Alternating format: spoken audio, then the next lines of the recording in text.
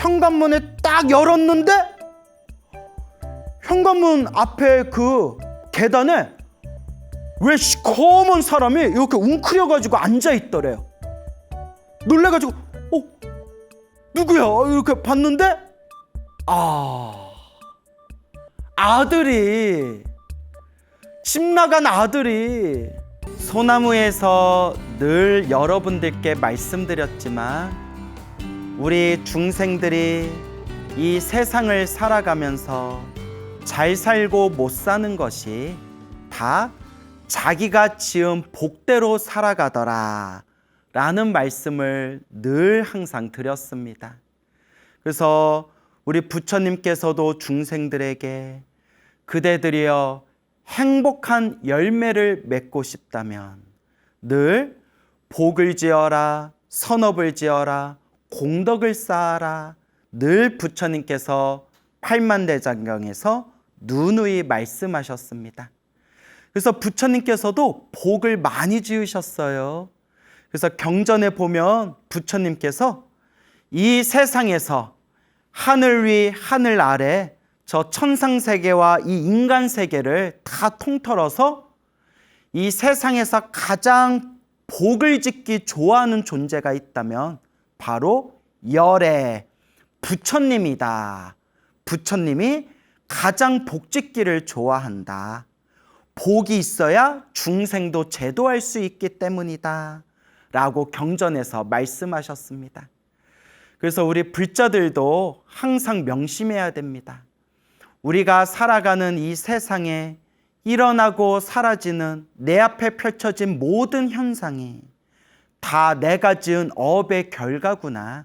그래서 항상 좋은 업을 짓도록, 항상 좋은 인연을 심도록 스스로 항상 뉘우치고 바라보고 성찰하면서 복과 선업과 공덕을 잘 닦아나가야 된다라는 것을 늘 마음속에 되새겨야 합니다.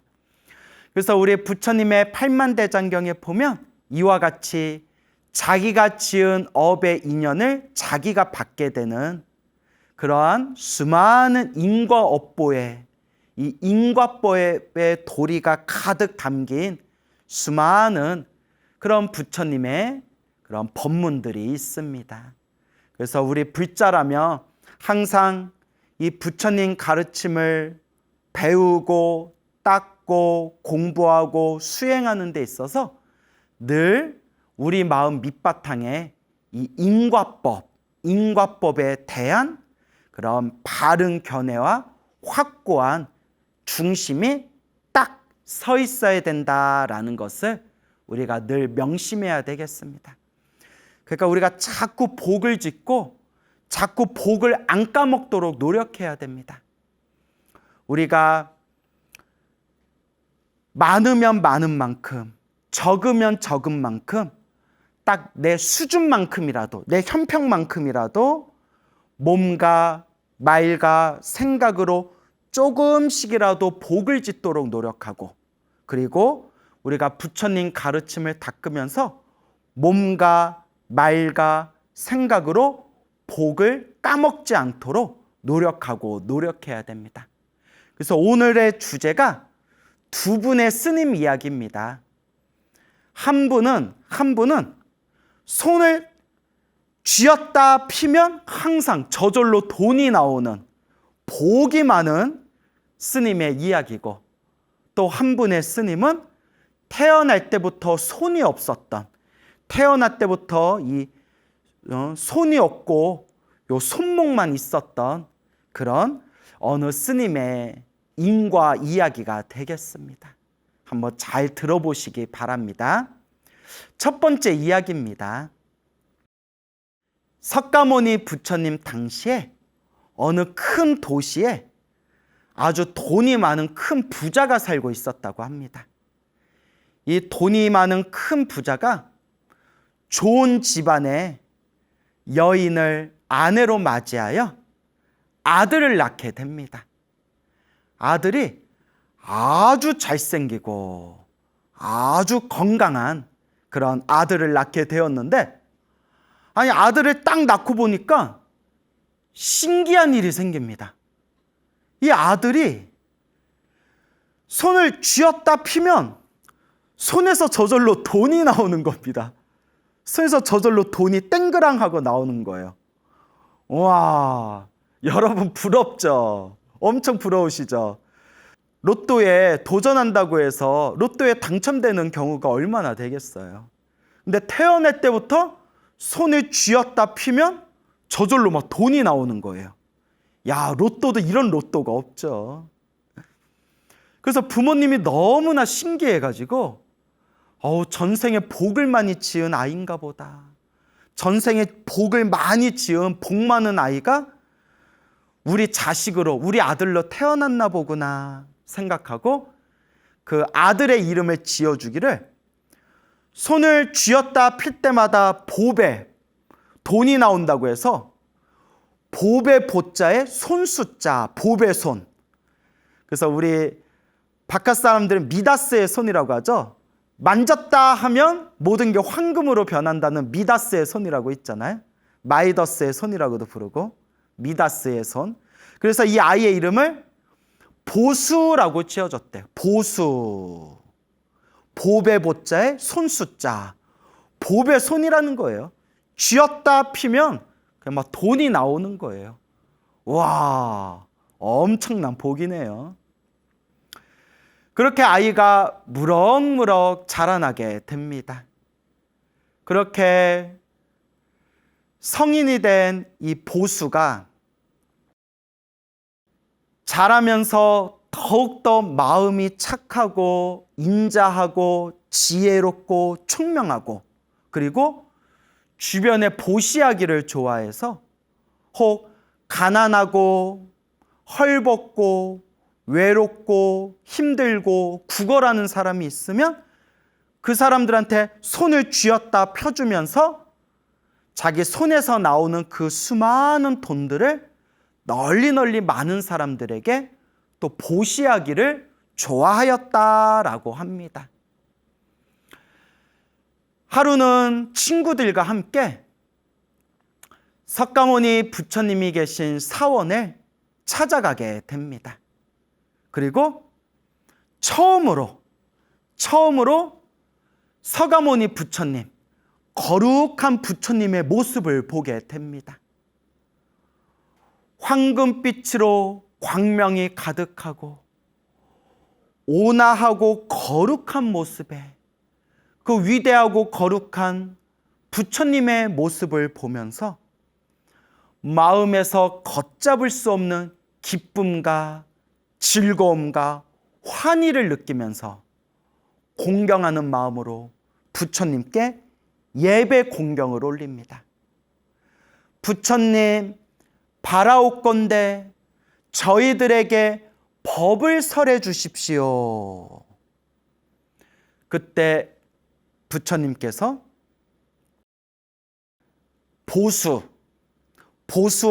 보수와 함께 찾아온 그 친구들에게 부처님께서 묘한 법을 설하십니다. 부처님의 묘한 법을 듣고 나서 그 자리에서 이 보수가 수다원이라는 깨달음을 얻게 됩니다. 수다원. 그래서 우리 소나무에서 여러 번 말씀드렸죠?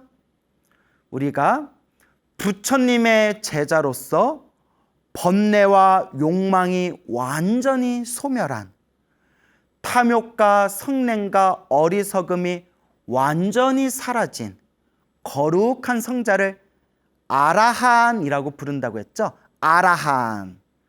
그 아라한이 되는 4단계가 있다고 했죠. 1단계부터 수다원, 사다함, 아나함, 마지막 거룩한 성자의 완성이 아라한. 수다원, 사다함, 아나함, 아라한. 이렇게 4단계의 과정이 있다고 여러 번 말씀을 드렸죠. 그래서 수다원의 깨달음만 하더라도 하늘세계 천신들보다도, 하늘세계 신들보다도 훨씬 더 고귀한 공덕이 바로 수다원이라고 합니다.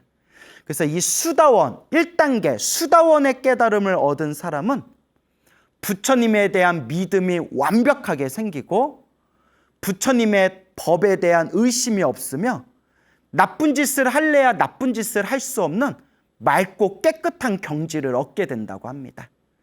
그래서 수다원을 얻으면 아라한까지 7생, 태어나고 죽고 태어나고 죽는 것을 7생, 7번 안에 반드시 아라한이 된다고 합니다. 그래서 수다원을 고결한, 고귀한 첫 번째 깨달음이라고 부릅니다. 근데 이 보수라는 이 청년이 전생에 얼마나 복을 많이 지었는지, 부처님을, 석가모니 부처님을 처음 본 그 자리에서 딱 법문을 듣자마자 그 자리에서 수다원이라는 1단계 깨달음을 얻습니다. 우와, 부럽다.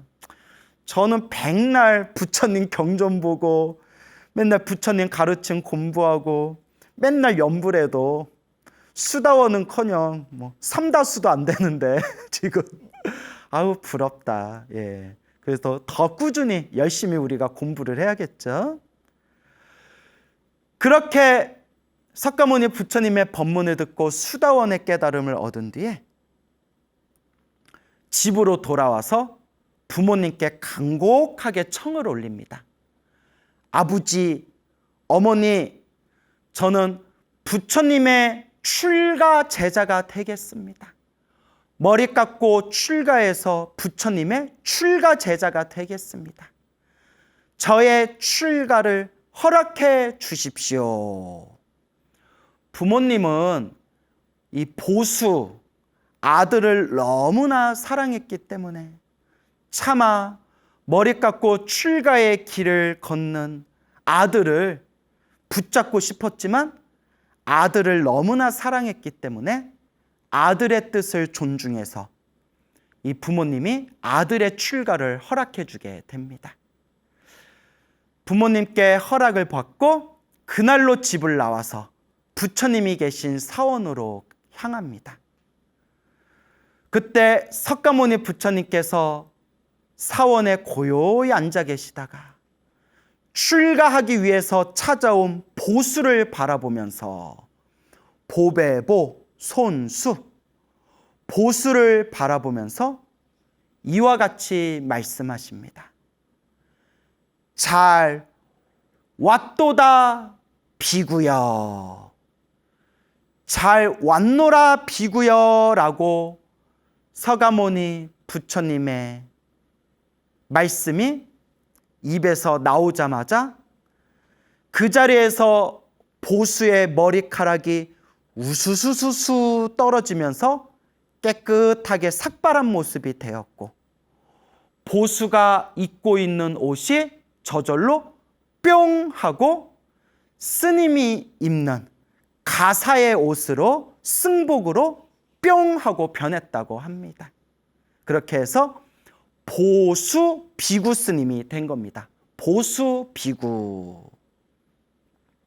그렇게 열심히 부처님 아래 수행하고 수행해서 얼마 지나지 않아 드디어 모든 번뇌와 욕망이 사라진 거룩한 성자 아라한이 됩니다. 아라한이 되어 하늘 세계와 인간들의 존경과 공경을 받는 그렇게 거룩한 아라한이 됩니다. 그때 아난 스님께서, 부처님의 시자였던 아난 스님께서 수많은 비구 스님들과 수많은 불자님들을 대표해서 석가모니 부처님께 질문을 올립니다. 부처님, 저 보수 비구는 전생에 어떤 인연공덕이 있어서 저렇게 큰 부잣집에 태어나 어렸을 때부터 온갖 즐거움을 누리고, 그리고 손을 쥐었다 피면 자기가 바라는 대로 원하는 대로 손에서 항상 수많은 재물이 쏟아지고, 그리고 저 젊은 나이에 부처님 아래 출가하여 전생에 어떤 공덕이 있었기에 이렇게 짧은 시간에 거룩한 성자 아라한이 된 것입니까? 저 보수비구는 어떤 인연공덕이 있는 것입니까? 그때 부처님께서 보수비구의 과거 전생 이야기를 들려주십니다. 그대들이여 잘 들어보아라.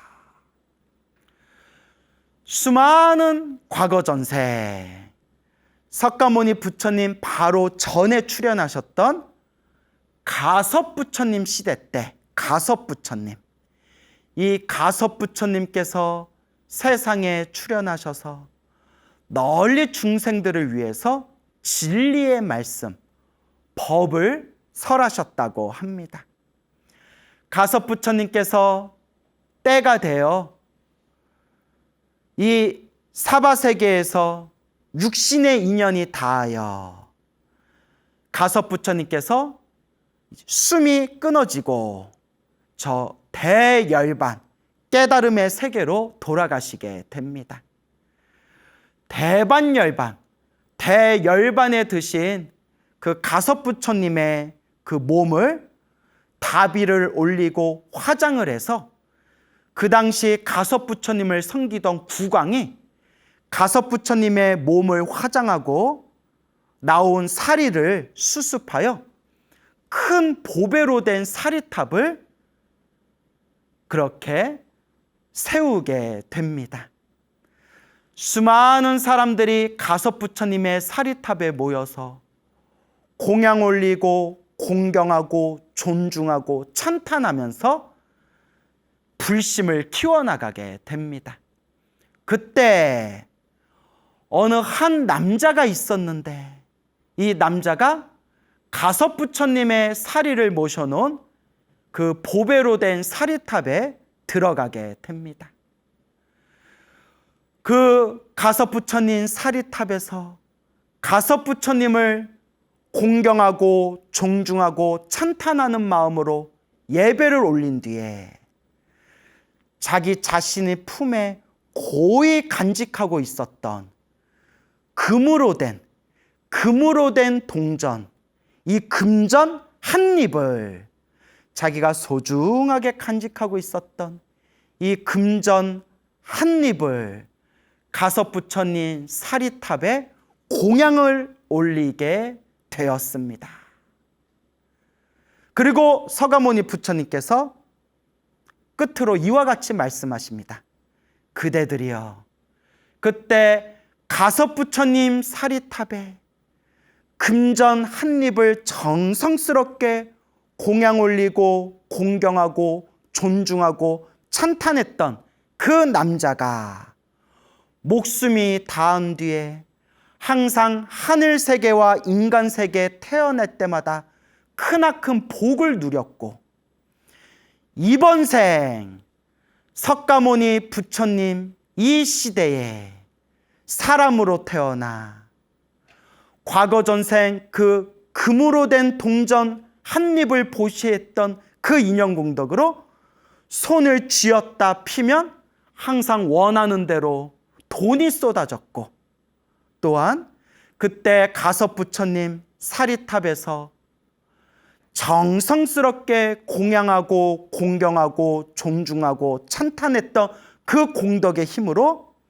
이번 생 석가모니 부처님을 만나 머리 깎고 출가해서 저렇게 짧은 시간에 아라한이 될 수 있었던 것이니라.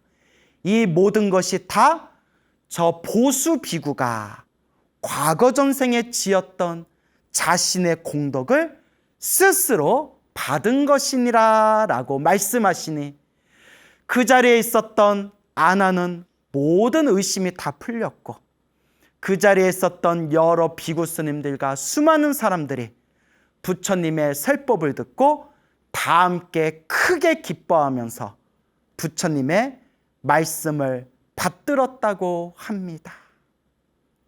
여러분, 손을 쥐었다 피면 돈이 쏟아지는 이 보수라는 사람의 이야기를 들으면서 부럽다라는 생각이 혹시 드셨습니까?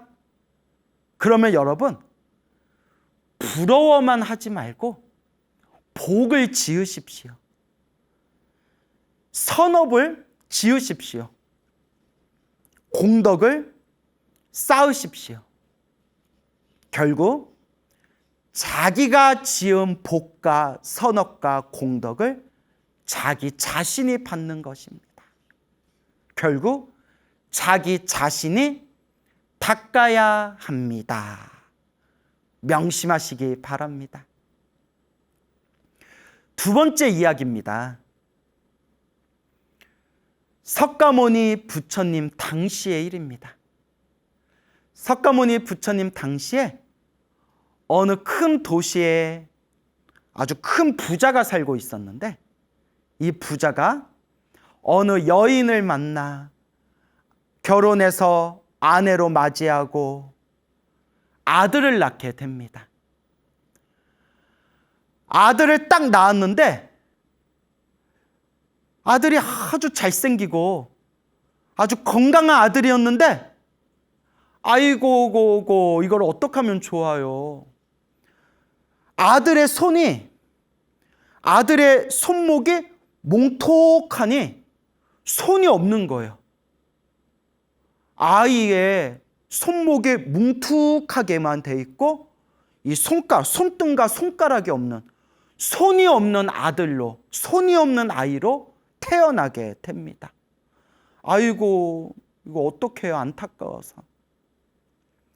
그렇게 손이 없는 아들을 낳았는데 아들이 태어나자마자 부모님이 깜짝 놀라서 주변의 사람들이 막 왜 애가 손이 없어, 어떡해, 어쩔 줄 모르고 있는데 갑자기 이 아이가 눈을 번쩍 뜨더니 말을 하는 거예요. 갑자기 공포 영화로 분위기가 호러 영화가 돼버리네요. 아기가 눈을 번쩍 뜨더니 말을 하는 게, 손을 얻기가 참 어렵구나. 이 손을 얻기가 참 어려운 일이구나 라고 애석해하고 슬퍼하였다고 합니다. 아기가 자신의 손목에 손이 없는 걸 바라보면서 아기가 손을 얻기가 참 어렵도다. 그렇게 시간이 무럭무럭, 시간이 흐르고 흘러서 아이가 무럭무럭 자라나게 됩니다. 비록 이 아이가 손은 없었지만 성품이 착하고 자비롭고 또 지혜로웠다고 합니다. 그래서 부모님은 이 손이 없는 아들의 이름을 올수라고 지어줬다고 합니다. 올수의 수는 손수자고요. 올이라는 게 옥편에 찾아보면 이렇게 깎여서 몽툭하다라는 뜻이 있습니다. 몽툭하다. 이렇게 깎여가지고 몽툭하다. 그러니까 손목에 손이 없이 손목이 몽툭한 채로 태어났다 해서 올수라고 이름을 지어줬나 봅니다. 비록 올수는 손가락이 없지만, 손이 없지만 착하고 자비롭고 지혜롭게 자라났다고 합니다. 그러다가 어느 날 부처님이 설법하는 곳에 가서 처음으로 거룩하신 부처님의 모습을 실제로 친견하게 됩니다.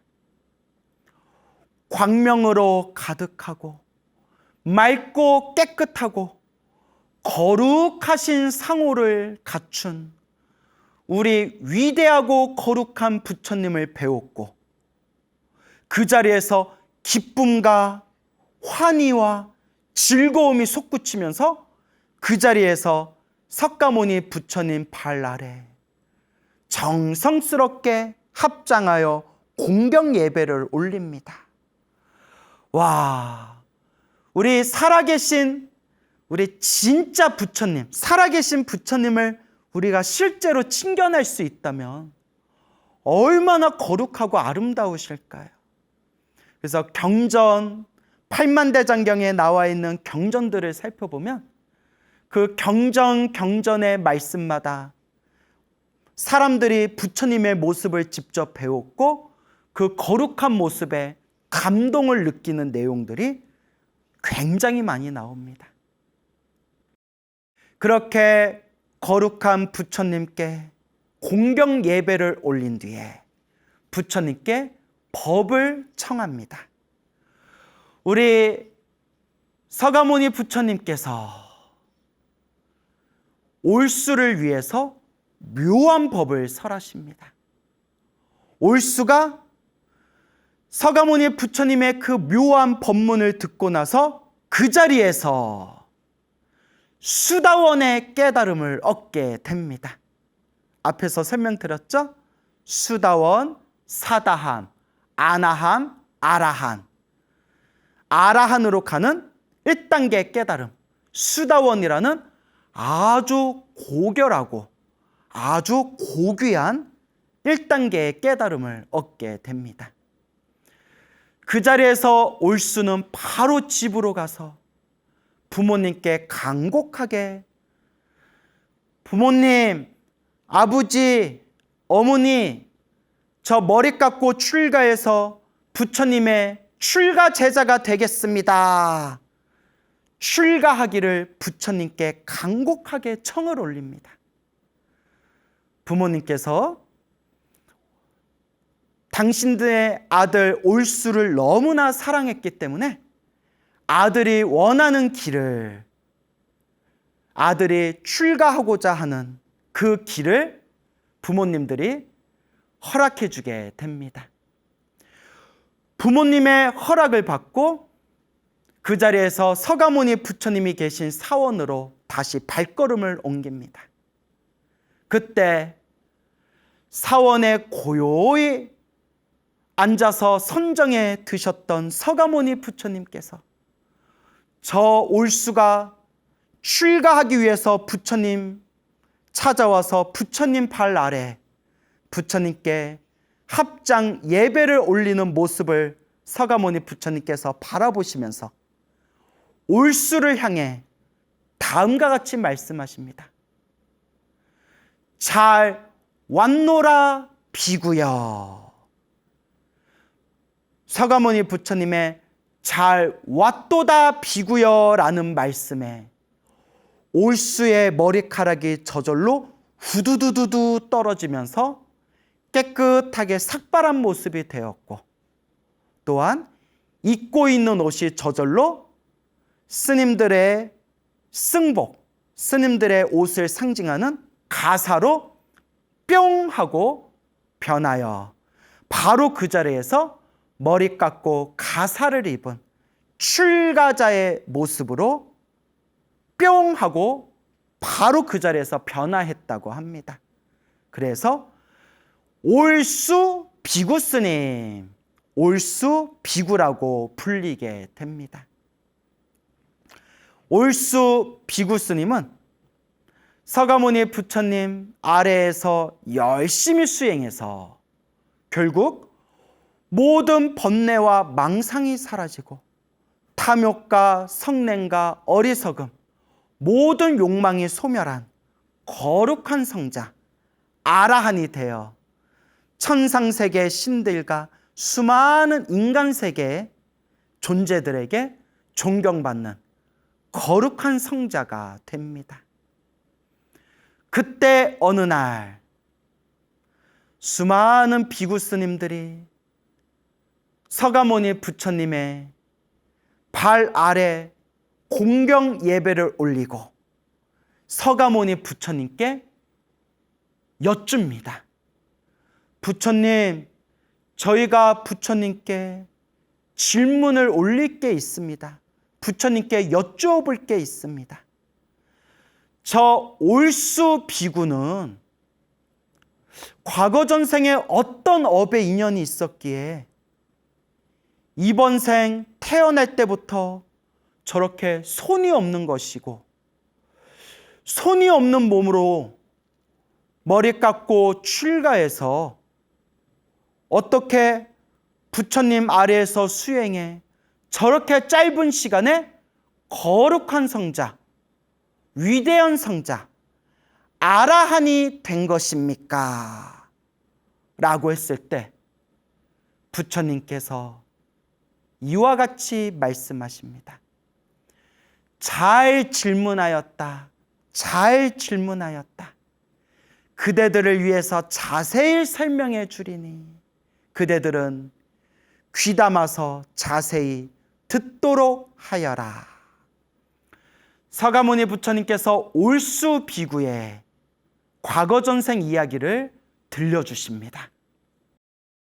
수많은 과거 전생 가섭 부처님 시대 때 가섭 부처님께서 세상에 출현하셔서 널리 진리의 말씀, 법을 널리 세상에 전하고 계실 때 그때 두 명의 비구가 있었다. 두 명의 비구 스님이 계셨는데 한 분은 거룩한 성자 아라한 비구 스님이셨고 한 분은 아직 깨달음을 얻지 못한 평범한 비구 스님 범부 비구 스님이었다.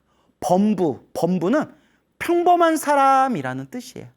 그래서 두 명의 비구 스님이 한 사원에 같이 머무르고 있었는데 한 분은 거룩한 아라한이었고 한 분은 그냥 평범한 범부 스님이었다. 항상 신도들이 아라한 스님께 공양청을 올리면 늘 아라한 스님이 그 범부 스님과 함께 신도들의 공양청을 받으시고 또한 이 범부 스님은 공경하는 마음으로 이 아라한 스님의 바리떼, 바루를 항상 깨끗하게 닦아드리고 필요할 때마다 항상 물을 갖다 드렸다. 그렇게 옆에서 시봉을 아주 잘하였다. 그런데 어느 날이었습니다.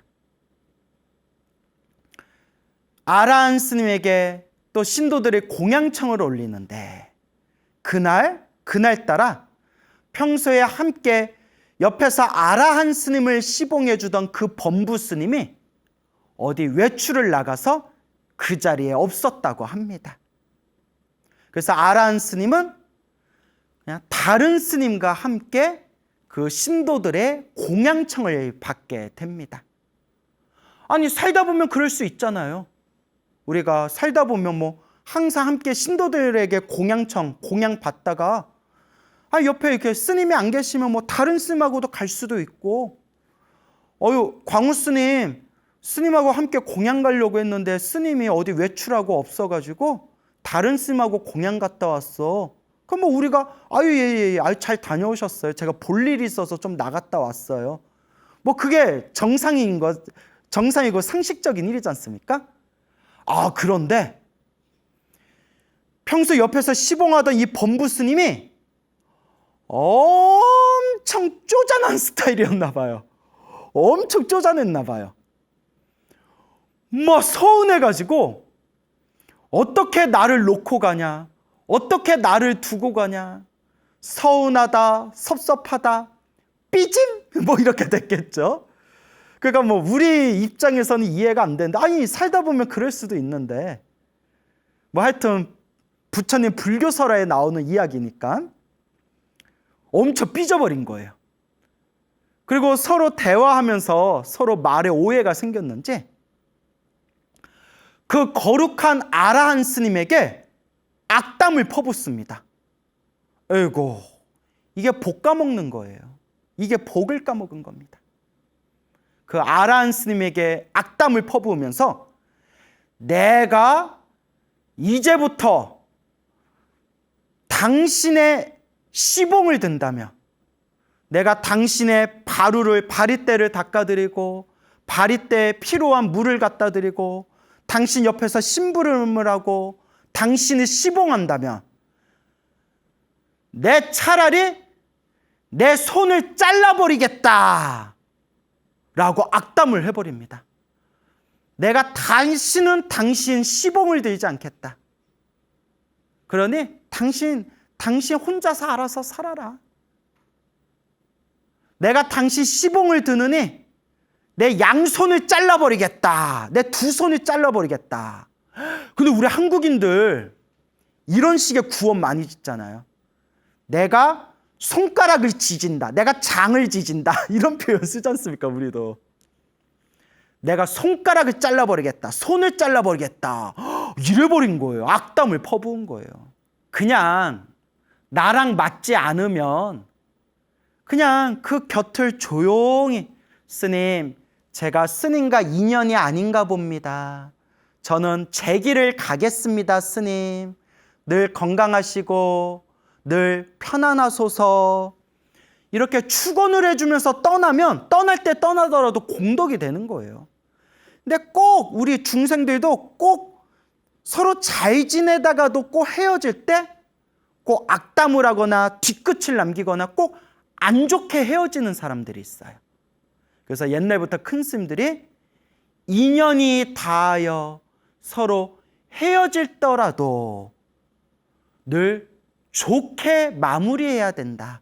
늘 좋은 마음으로 회양해야 된다라고 큰 스님들이 말씀하신 겁니다. 내가 이제 네 옆에서 네 시봉 안 든다. 내가 네 시봉 드느니 내 양손을 자르겠다. 라고 말했던 그 범부 스님이 바로 지금의 저 태어날 때부터 손이 없었던 올수 비구이니라. 그렇게 거룩한 아라한에게 악담을 한 그 구업으로 500생 동안 태어날 때마다 이와 같이 고초를 겪었고 그 업장이 많이 소멸해서 이번 생 석가모니 부처님 시대에 태어날 때에도 그 업보가 아직도 남아있어서 태어날 때부터 손가락이 양손이 없었던 것이니라. 그래서 자신의 전생을 알았기에 딱 태어나는 순간에 이렇게 손을 얻기가 어렵구나라고 태어날 때 말을 했던 것이다.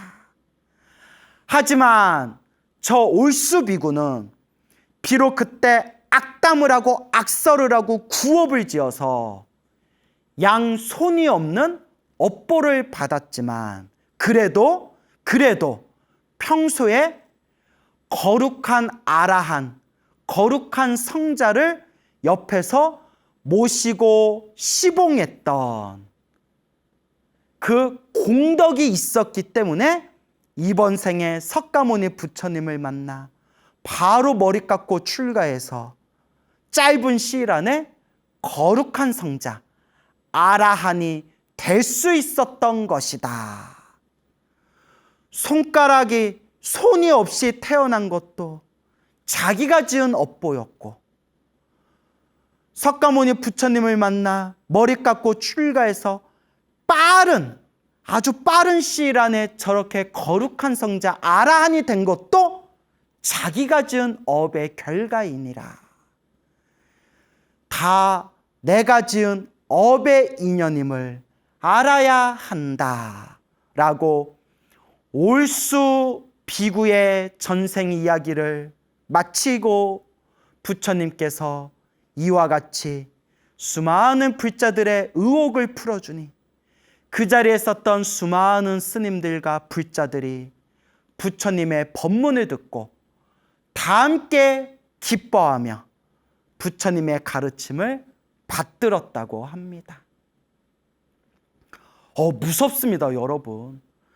저도 오늘 소나무에서 여러분들에게 부처님 인연 이야기 들려드리려고 법문 준비하면서 이 올수 이야기, 올수 비구 스님의 양손이 없는 이야기, 이 법문을 준비하면서 저도 막 온몸에 털구멍에 막 소름이 쫙 오르는 그런 느낌을 받았습니다.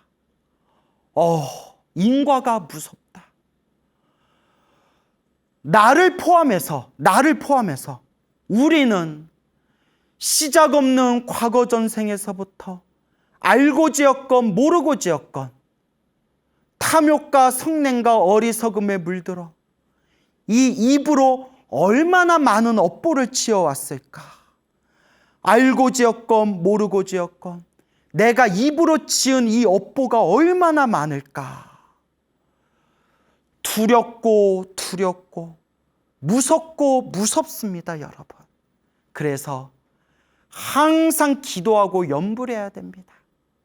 시작 없는 옛적부터 알고 지었건 모르고 지었건 몸과 말과 생각으로 지은 그 모든 업보를 몸으로 지었건 입으로 지었건 생각으로 지었건 제가 지은 이 모든 업보를 지극한 마음으로 참회합니다, 부처님. 모든 중생의 업장이 다 함께 소멸하여 지이다, 부처님.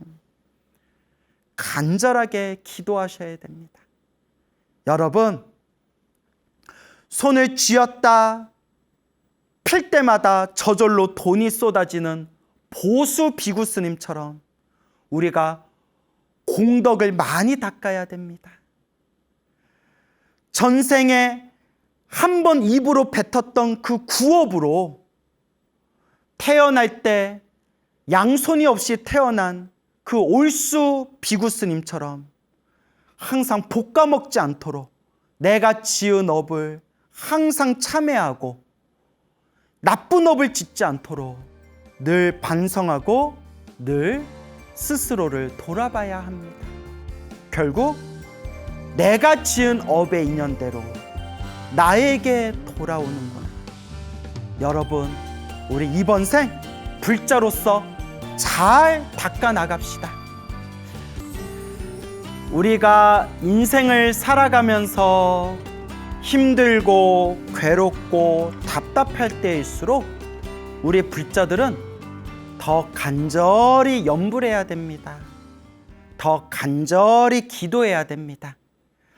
우리 불자들이 의지할 수 있는 최고의 의지처가 바로 불보살님, 또한 우리 위대한 스승 부처님입니다.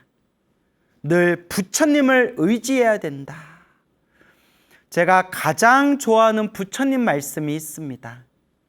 사람으로 태어나기 어렵고 부처님 법 만나기 참으로 어려워라.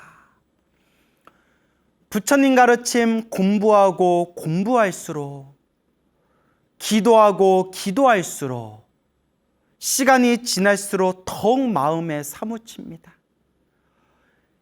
이 세상에 사람의 몸으로 다시 태어날 수 있다는 게 얼마나 기적 같은 일인가.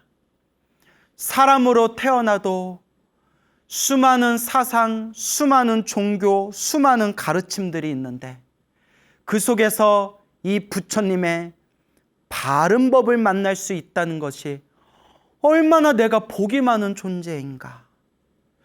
아무리 생각하고 아무리 생각해도 내가 이번 생 부처님 법을 만나지 않았더라면 이번 생 얼마나 내가 허망한 생각에 휩쓸리면서 방황하며 살았겠는가. 부처님 감사합니다. 제가 이렇게 부족하고 못난 중생이지만 이렇게 부족하고 못나더라도 그래도 부처님 법을 만나서 이렇게라도 제가 살아가고 있습니다. 부처님 감사합니다. 부처님 법 안 만났으면 얼마나 제가 어리석음 속에서 더 많은 업보를 지으며 살았겠습니까? 라는 것이 정말 기도하다가 마음에 사무칠 때가 있습니다. 그래서 늘 우리 불자들은 부처님을 의지하고 부처님 가르침에 의지해야 됩니다. 그리고 소중한 나 무한행보 소나무에서 수없는 사람들에게, 수많은 이 불자들에게 부처님의 가피 이야기를 끊임없이 전해드렸습니다. 그래서 제가 늘 드리는 이야기가 부처님 가피는 분명히 있다. 단 기도를 하면서 좋은 일이 생기고 나쁜 일이 생기고 기도를 열심히 했는데도 힘들고 괴롭고 내가 원하는 대로 풀리지 않더라도 다 내가 지은 업의 인연이다. 그러니 더 간절하게 기도하고 내 업보를 닦아나갈 뿐이다. 부처님 가피는 분명히 있다. 라고 늘 말씀드립니다. 얼마 전이었어요.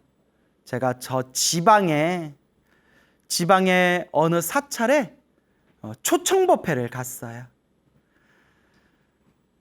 불자님들에게 부처님의 좋은 법문을 전해드리고 그렇게 점심 공양 먹고 공양을 마치고 나서 주지 스님하고 거기 거사님들 몇 분하고 이렇게 둥그렇게 앉아서 차 한 잔 마시면서 대화를 나눴습니다. 그때 같이 차를 마시던 거사님이 아주 좋은 말씀을 저에게 전해주셨어요. 저한테 직접 해주신 이야기인데요.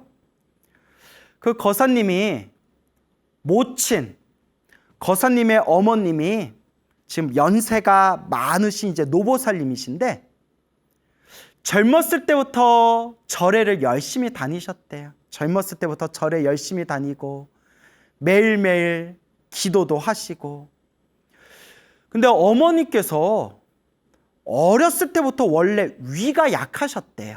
위가 약하셨고 그리고 항상 이 위장병, 속병을 앓고 사셨답니다. 그래서 젊은 나이에도 뭐 라면, 국수, 밀가루, 뭐 그리고 기름이 가득한 음식 종류, 심지어 탄산 음료까지도 마음 편하게 못 드셨대요. 막 속이 쓰리고 속에 탈이 나가지고 그렇게 위가 안 좋으셨대요.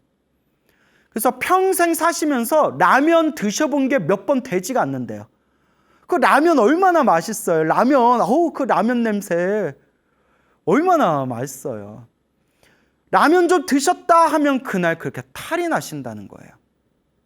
근데 실제로 제가 인터넷에서 봤는데 유독 그 라면 면발 있잖아요. 라면 면발이 기름에 한번 튀긴 것이기 때문에 그 뭐 위 내시경으로 이렇게 촬영해 보면 그 면발 중에서도 기름에 튀긴 라면 면발이 가장 늦게 소화가 된대요. 그래서 위가 안 좋은 사람은 라면을 피하는 게 좋다. 뭐 그런 내용이었거든요. 그러니까 그 노보살님도 젊었을 때 드시고 싶은 음식 제대로 못 드시고 정말 스스로 음식을 조절하면서 그렇게 평생 그렇게 이제 속병을 앓고 사신 그런 노보살님이 계셨습니다. 그 거사님의 어머님이 되시죠. 몇 년 전이었대요. 몇 년 전에 어머님이 이제 꾸준히 절에 다니고 나름대로 매일매일 꾸준히 이제 기도를 하면서 신행생활을 하셨는데 드디어 그 위장과 관련된 이 속병과 관련된 그 어떤 업보의 숙제가 드디어 녹았나 봐요.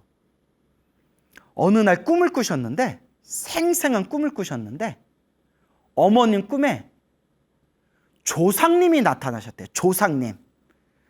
네 조상이다 뭐 이러면서 뭐 조상님이 나타나셨는데 속이 많이 안 좋구나 하면서 손을 쓱 손바닥을 내미시는데 조상님 손바닥 위에 알약이 있더래. 알약.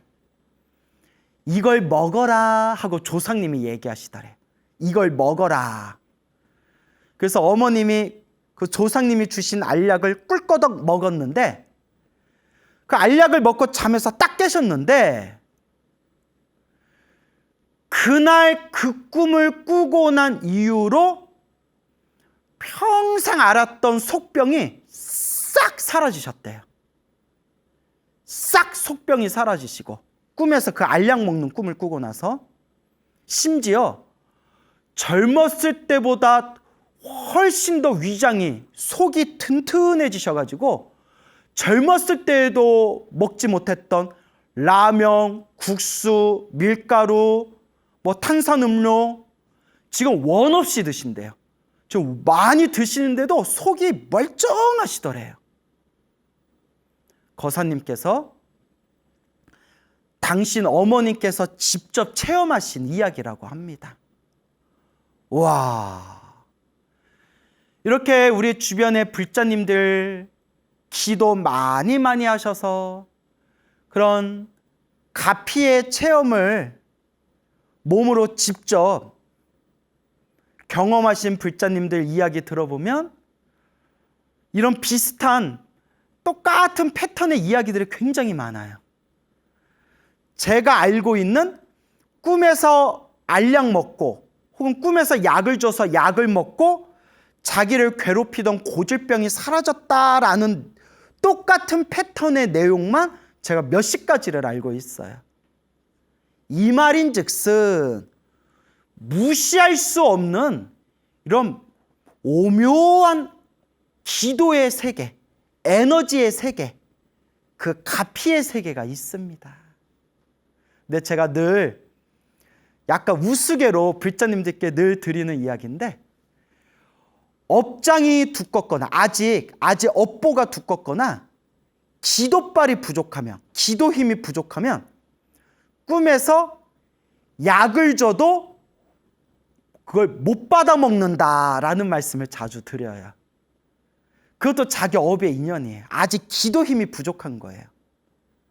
그래서 기도 열심히 해서 꿈에서 약 먹어라 줬는데 뭐 약을 먹으려는 순간 잠에서 딱 깬다거나, 또 기껏 야 이거 약 먹어라 하고 꿈에서 약을 주는데 아예 나 그거 싫어요 안 먹을래요 하고 꿈에서 거절한다거나. 그럼 이제 나중에 기도 많이 하신 스님들이 그 얘기 들으시면 아이고 그걸 먹어야지 그거 왜 안 먹어 하고 이제 안타까워하는 그런 이제 재미난 또 사연 이야기들이 있습니다. 그러니까 꿈에서 뭘 줬는데 그걸 못 받은 것을 아쉬워하지 마시고, 아, 내 업보가 더 두꺼운가 보구나, 내 기도 힘이 좀 부족한 거 보구나, 더 열심히 내가 기도해야 되겠구나, 이렇게 마음을 스스로 잘 돌리시고 더 기도를 간절히 열심히 기도하셔야 됩니다. 그래서 그 거사님의 어머님께서 직접 체험하신 이 이야기를 들으면서 다시 한번, 우리 다 아는 이야기지만 다시 한번, 그래, 부처님 가피는 있다. 그 가피를 빨리 얻냐 좀 늦게 얻냐의 차이일 뿐이지 기도의 공덕은 절대 허공으로 날아가지 않는다. 반드시 내가 지은 기도의 공덕은 반드시 내가 받는다라는 것을 우리 불자님들이 명심하시면서 기도에 집중을 잘 하시기 바랍니다. 저와 친분이 있는 어느 보살님이 계세요. 여성 불자님이 계시는데 그분께서 또 저한테 직접 해주신 이야기입니다. 어머님이, 그 보살님의 어머님, 노보살님이 젊었을 때부터 절에 열심히 다니고 기도를 많이 하셨대요. 그렇게 신행생활을 많이 하시고 크고 작은 가피를 많이 체험하셨대요. 그러니까 이렇게 평생 기도하면서 자기가 직접 그 부처님의 가피를 체험하신 분들은 이 불심에 흔들림이 없어요. 근데 꼭 믿음이 없고 불심이 약한 사람들이 왜 기도하는데 왜 소원 성취가 안 되나?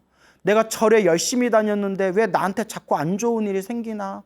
내 기도 열심히 했는데도 왜 아무런 효과가 없나? 이렇게 스스로 마음에 망상을 막 일으키는 거지.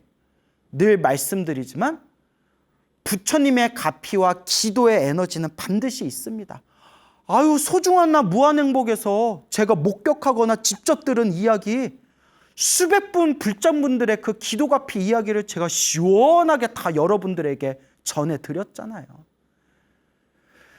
그래서 이 보살님께서도, 어머님이 되시는 노보살님께서도 평생 기도하면서 크고 작은 가피를 많이 받으셨는데, 오래전 일이래요. 오래전에 그렇게 아들이 계셨는데, 그러니까 저에게 이 이야기를 전해주신 보살님의 오빠가 되겠죠. 오빠. 그래서 이 노보살님의 이 아들이 어느 날 이렇게 크게 사업을 하다가 큰 실패를 맛봤대요. 에휴, 참. 인생 살다 보면 인생이 내 뜻대로만 풀리지는 않아요. 근데 너무나 사업 실패의 충격이 너무나 컸나 봐요. 그 성인인 다 큰 아들이 이렇게 좀 마음의 상처를 받고 또 집안 사람 볼 면목도 없었는지, 아이고, 다 큰 아들이 집을 나가버렸대요. 가출을 했대요. 그러니까 다 큰 아들이 갑자기 막 가출해버리니까, 그때는 뭐 휴대폰도 없었을 때였을 거예요. 언제적 얘기인지는 모르겠는데 오래전 얘기래요. 아니, 엄마 마음이 얼마나 속이 새카맣게 타겠어요, 여러분. 이거 나가가지고 잘못되면 어떡하나. 이거 딴 생각 품고 이거 엉뚱한 짓 하면 어떡하나. 아이고, 아들아. 부모 마음은, 엄마 마음은 얼마나 새까맣게 타겠어요. 그러니까 여러분, 우리가 참 이 효도라는 게, 우리 부모님 거창하게 저렇게 꽃가마에 올려놓고 어허둥실 우리 부모님 매일매일 즐겁게는 못해드릴 망정, 나 때문에 상처받거나 나 때문에 가슴 아플 일은 최대한 우리가 피해야 돼요. 물론 인생 살면서 뭐 이렇게 부모님 마음에 상처 줄 때도 있고 가슴 아프게 할 때도 있는 게 이 중생살이지만, 그래도 부모님의 그 마음에 못을 박아서는 안 되죠. 그러니까 아들이 이제, 다 큰 아들이 연락이 두절되고 가출해버리니까 어머니 마음이 얼마나 새카맣게 속이 타겠어요. 평소에 어머니께서 법화경 사경을 많이 하시고 항상 관세음보살 연부를 많이 하셨대요. 늘 이렇게 시간 낼 때마다 법화경 사경하시고 늘 시간 낼 때마다 관세음보살 연부를 많이 하셨는데, 아들이 절해버리니까 너무나 가슴이 답답하고 너무나 걱정이 돼서 간절하게 기도를 하셨대. 아들을 위해서. 부처님, 우리 아들, 우리 자식 건강하게 집으로 돌아오게 해주십시오. 우리 아들 아무 일 없이 건강하게 집으로 돌아오게 해주십시오. 얼마나 어머님이 간절하게 기도했겠어요. 그렇게 이제 며칠이 좀 지났대요. 며칠이 지났는데 그날도 이렇게 이제 사경하고 관세음보살 연부를 하면서 기도하다가 이제 밤에 잠자리에 드셨대요. 딱 이불 위에 누워서 이렇게 잠자리에 드셨는데 인기척이 들리면서 느낌이 이상하더래요. 누웠는데 자기 머리 곁에 자기 누운 이제 머리 위에 느낌이 이상해가지고 정말 비몽사몽에 이렇게 눈을 뜨고 봤는데 웬 사람이 자기 머리맡에 딱 하고 앉아있더래요, 사람이. 그리고 누워서 막 비몽사몽에 누구야 이렇게 속으로 이렇게 누워가지고 이렇게 봤는데, 빤히 쳐다봤는데 할머니가 앉아 계시더래요. 처음 보는 할머니가. 웬 할머니가 하얀 옷을 입고 하얀 한복을 입고 깨끗한 한복을 입고 아주 곱게 머리카락을 싹 뒤로 해서 비녀로 쪽을 딱 이렇게 쪽을 진 그런 뭐 조선시대 사극에서 볼 수 있는 그런 할머니가 아주 할머니인데 맑고 깨끗한 얼굴로 누워있는 자기를 이렇게 쳐다보고 있더래요. 우리한테 막 무서웠을 거예요. 근데 이제 비몽사몽이라서 그냥 누구세요? 누구세요? 이러고 있는데 누운 상태에서 비몽사몽에 그 곱게 보이는 할머니가 누워있는 어머니 머리를 이렇게 쓰다듬어 주시더래요. 우와, 감동. 머리를 이렇게 쓰다듬어 주면서 애야, 애기야 라고 부르더래, 할머니가 어머니를. 애야, 걱정하지 말아라. 아무 걱정하지 말아라. 괜찮다. 아무 걱정하지 말아라. 괜찮다 하고 이렇게 이제 머리를 쓰담쓰담 해주더래요. 그러면서 딱 정신 차려봤더니 너무나 생생한 꿈이었대요. 이게 뭘까? 너무 근데 기분이 좋더래요. 곱고 맑고 깨끗해 보이는 할머니가 걱정하지 말아라, 괜찮다 하고 머리를 쓰다듬어 주신 그 느낌이 생생하게 남아있더래요. 그리고 그날 아침에 해가 떴어요. 아침 해가 어떻게 뜨죠? 둥글게 뜨죠. 아침 해가 둥글게 떴는데, 이제 아침에 옛날에 우리 그 조간신문 있잖아요. 신문. 집에다가 이렇게 신문 던져주잖아요. 그래서 그 마당에 아침 신문 가져오려고 아침에 해 떴을 때 이제 신문, 마당에 신문 가져오려고 현관문을 딱 열었는데 현관문 앞에 그 계단에 왜 시커먼 사람이 이렇게 웅크려가지고 앉아있더래요. 놀래가지고 누구야? 이렇게 봤는데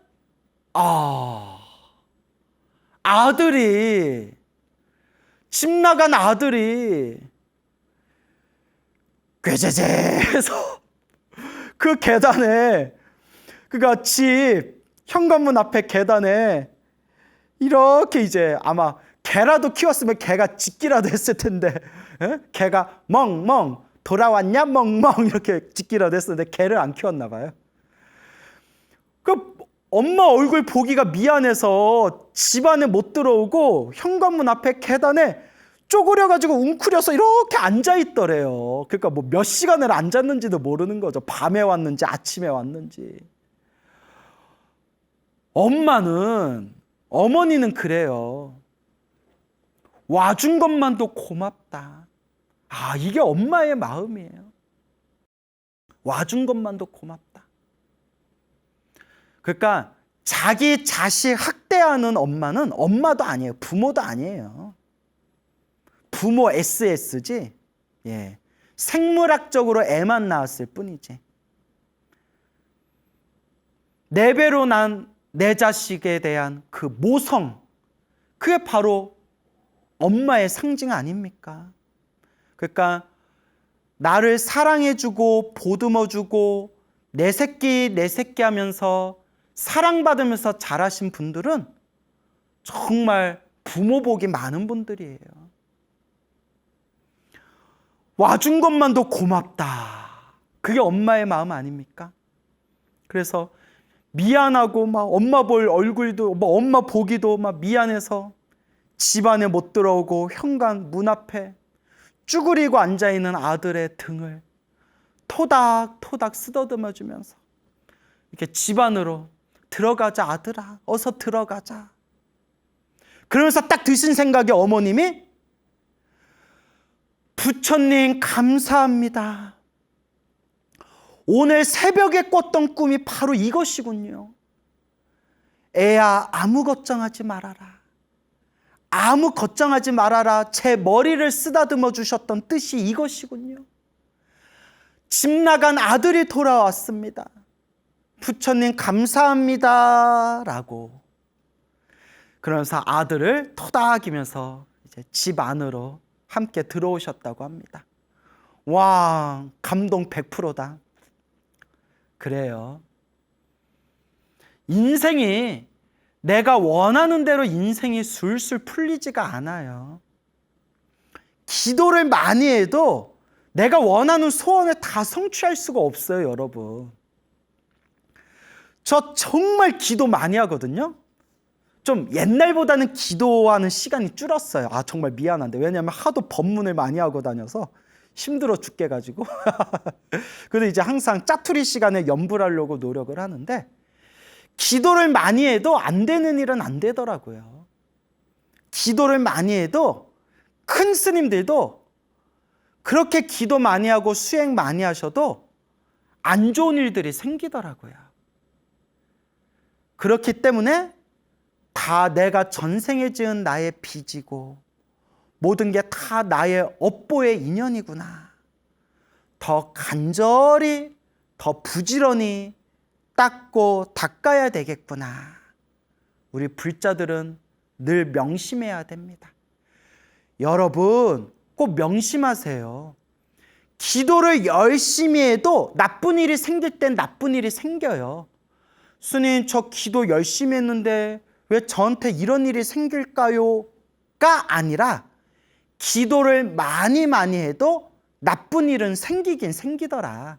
다만 기도를 많이 했는데도 나쁜 일이 생긴 것은 내가 지은 크게 받을 업보를 작게 받고 있는 업장소멸의 과정이다. 그러니 흔들리지 말고 더 간절히 기도하고 기도하면서 나의 이 두꺼운 업장, 나의 이 꽉 차 있는 나의 이 업보를 녹이고 녹여나가야 된다라는 것을 불자 여러분 명심하시기 바랍니다.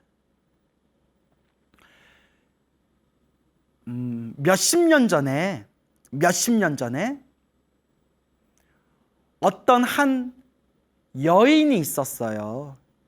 한 젊은 여인이 있었는데 이 여자가 결혼을 딱 코앞에 둔 그 시기에 엄청난 대형 교통사고를 당했대요. 딱 결혼 날짜 잡아놓고 딱 결혼할 시기를 코앞에 두고 그냥 대형 교통사고를 당해가지고 엄청나게 큰 중상을 입어서 그냥 온몸에 뼈가 다 부서졌대요. 엄청나게 그냥 큰 교통사고였나 봐요. 그냥 생각만 해도 무섭네요. 온몸에 뼈가 다 부서졌대요.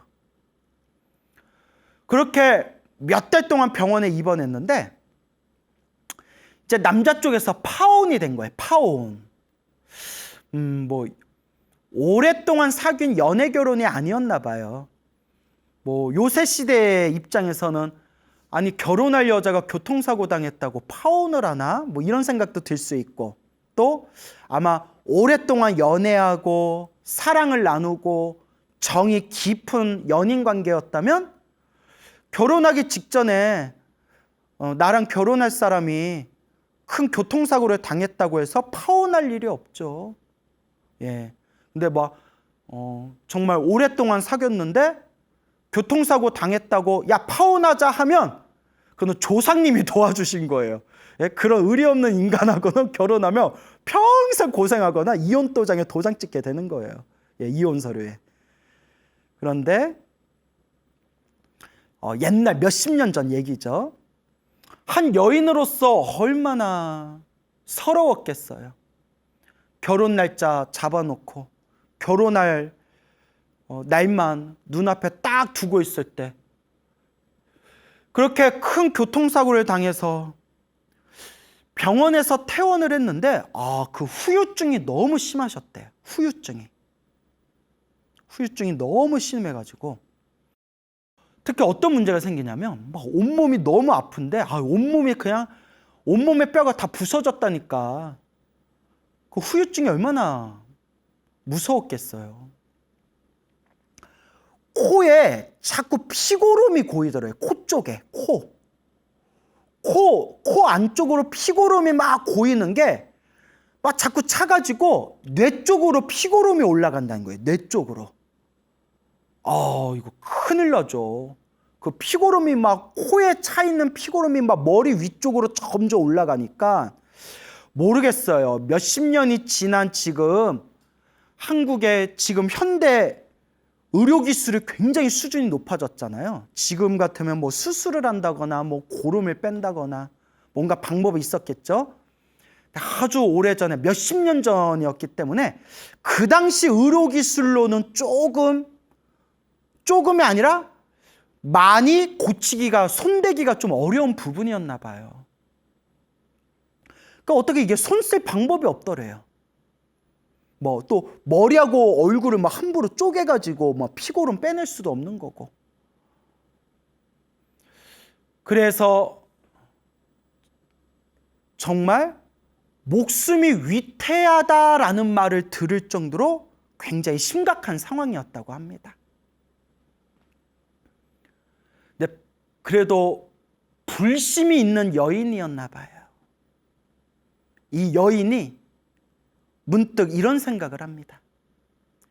그래, 죽을 때 죽더라도 마지막이다 생각하고 기도 한번 올려보자.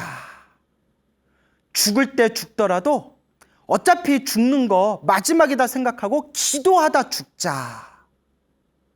그리고 어디 이제 절에 들어가서 관세음보살 기도에 들어갔대요. 오직 관세음보살 간절하게 관세음보살을 부르면서 관음기도에 들어갔답니다. 근데 여러분, 기도의 핵심, 그 기도 성취의 핵심이 무엇이냐? 간절한 마음이에요, 여러분. 제가 늘 입이 아프도록 말씀드리잖아요. 무슨 기도를 하냐가 중요한 게 아니라 어느 절에서 어느 장소에서 기도하냐가 중요한 게 아니라 어느 시간에 어느 쪽을 바라보고 기도하냐가 중요한 게 아니라 그런 거 다 필요 없어요, 사실. 그 간절함. 절에서 기도해서 혹은 뭐 시장 한바닥에서 기도해서 혹은 총알이 날라오는 전쟁터에서 기도해서 그 수많은 곳에서 그냥 오로지 간절하게 그냥 부처님만 믿고 간절하게 기도해서 갚이 받으신 분들의 이루 헤아릴 수가 없어요. 근데 우리 중생들은 자꾸 딴 생각을 해요. 무슨 기도를 해야 효과가 더 많이 받나? 어느 시간에 기도해야 효과를 더 많이 받나? 어느 장소에서 효과를 해야 더 많이 받나? 초를 켜고 기도해야 효과를 더 크게 받나? 향을 피우고 기도해야 효과를 더 크게 받나? 물 한 잔 올리고 기도해야 효과를 더 크게 받나? 막 항상 이런 바깥에 있는 것들에 자꾸 망상을 일으켜요. 물론 부처님께 물 올리고 쌀 올리고 등 올리고 또 기운이 좋은 도량에서 기도하고 하면 기도빨이 더 좋은 건 사실이에요. 사실인데 정말 내가 다급할 때 이 불보살의 값이 그 기도 성취의 마지막 핵심의 결론은 어디서 기도하건 어떻게 기도하건 그 간절함이에요. 꿈에서도 기도가 쭉 이어질 정도로 그 간절함. 근데 간절하게 기도할 생각은 안 하고 자꾸 뭘 갖다 붙이면 효과가 더 좋을까? 요걸 갖다 붙이면 효과가 더 좋을까? 어디 가서 뭘 하면 효과가 더 좋을까? 자꾸 그렇게 망상을 일으키는 분들이 있어요. 간절함. 그런데 여러분, 그 여인이 나 죽는다 생각하고 내 인생의 마지막 기도다 생각하고 절에 들어가 모든 걸 다 놓아버리고 오로지 관세음보살님 하고 기도했을 때 그 간절함이 얼마나 깊었겠어요. 여러분, 잠잘 거 다 자고 밥 먹을 거 다 밥 먹고 사람들하고 수다 떨 거 다 수다 떨고 놀러 다닐 거 다 놀러 다니고 하고 싶은 거 다 해가면서 기도하면 안 한 것보단 낫겠지만 해보면 알잖아요. 그 간절함이 그게 막 무르익겠어요? 정말 자는 시간도 밥 먹는 시간도, 사람들 만나는 것조차도 그냥 다 내려놓고 오로지 관세음보살님, 오로지 지장보살님, 그 오로지 부처님이라는 마음으로 그렇게 그 여인이 절에서 간절하게 관세음보살을 불렀는데 수없이 눈물을 흘리고 수없이 눈물을 쏟아가면서 관세음보살을 불렀을 때 21일이 딱 지났대요. 21일. 37은 20일. 21일째 되는 날 밤에 생생한 꿈을 꿨대요. 어머니가 나타나셨대요. 엄마가 나타나서 자기를 이렇게 우물가에 데려가더래요. 어머니가 이렇게 우물가에 데려가서 이렇게 옷을 벗기고 우물가에서 이렇게 바가지에 물을 탁 뜨시는데 자기 몸에, 꿈속에서 자기 몸에 온몸에 막 피고름이 묻어 있더래요. 피고름이. 어머, 이게 뭐야? 하고 있는데 어머니가 우물가에서 바가지에서 물을 떠가지고 그 맑은 물로 그 여인의 몸에 묻은 피고름을 깨끗하게, 그 피고름을 닦아주는, 깨끗하게 그 물로 피고름을 다 닦아주는 그 꿈을 꾸면서 딱 잠에서 깼대요. 어머니가 나타나서 우물가에 데려가서 딸의 몸에 덕지덕지 묻어있는 피고름을 그 깨끗한 물로 다 닦아주는 그런 꿈을 꾸면서 잠에서 딱 깨어났답니다. 우와, 결과는 어떻게 됐을까요? 눈치채셨죠? 싹 나았대요. 피고름은 물론 평생을 지고 갈지도 모를 온몸이 부셔졌던 그 교통사고의 후유증, 그 통증까지도, 후유증까지도 싹 다 사라져 버렸대요. 싹 다. 아, 부처님 은혜구나. 아, 관세음보살님 은혜구나. 내 평생 불보살님 은혜를 갚으며 살리라. 그리고 그 여인, 이 사연이 기구했던 여인이 머리 깎고 출가해서 비구니 스님이 되십니다. 그 비구니 스님이